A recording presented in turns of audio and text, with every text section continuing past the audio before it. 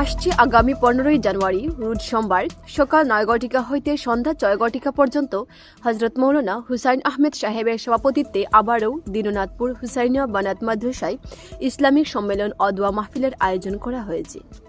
উক্ত দিন মাহফিলের প্রধান অতিথি আসন অলঙ্কৃত করিবেন আওলাদে রাসূল উলামায়ে দেওবন্দ হজরত মৌলানা হাসান আশরাফ মদনী সাহেব। মুখ্য অতিথি হিসেবে উপস্থিত থাকবেন হজরত মৌলানা হুসাইন আহমেদ সাহেব, সাধারণ সম্পাদক জেলা জমিয়ত করিমগঞ্জ।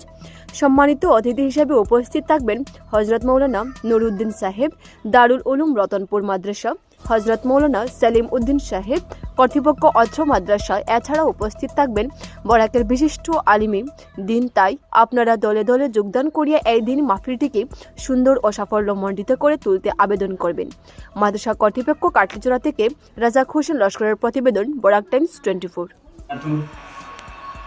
বিরাদরানে ইসলাম, আগামী 15 জানুয়ারি রোজ সোমবার সকাল 10 ঘটিকা হইতে বিকাল 5 ঘটিকা পর্যন্ত দীননাথপুর হুসাইনিয়া বানাত মাদ্রাসায় এক ইসলামিক সম্মিলন ও দোয়া মাহফিলের আয়োজন করা হইয়াছে।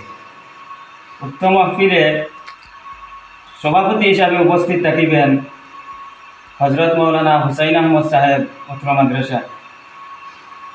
প্রধান অতিথি হিসাবে উপস্থিত থাকিবেন আওলাদে রসুল হজরত মৌলানা সৈয়দ হাসান আশরাফ মদনী সাহেব, দেওবন্দ, উত্তর প্রদেশ।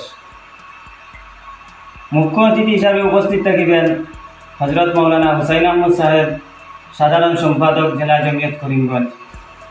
বিশিষ্ট অতিথি হিসাবে উপস্থিত থাকিবেন হজরত মৌলানা আলী আহমদ সাহেব, সাধারণ সম্পাদক জেলা জমিয়ত হাইলাকান্দি।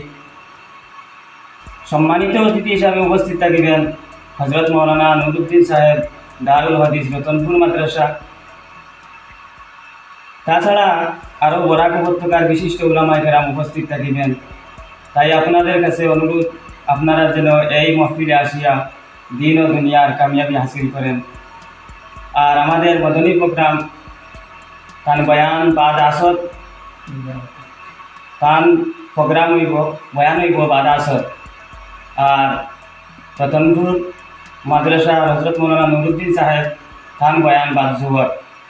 আপনারা সবার কাছে দাওয়াত রইল যেন আপনারা এই মাহফিলে আসিয়া দিন ও দুনিয়ার কামিয়াবি হাসিল করেন।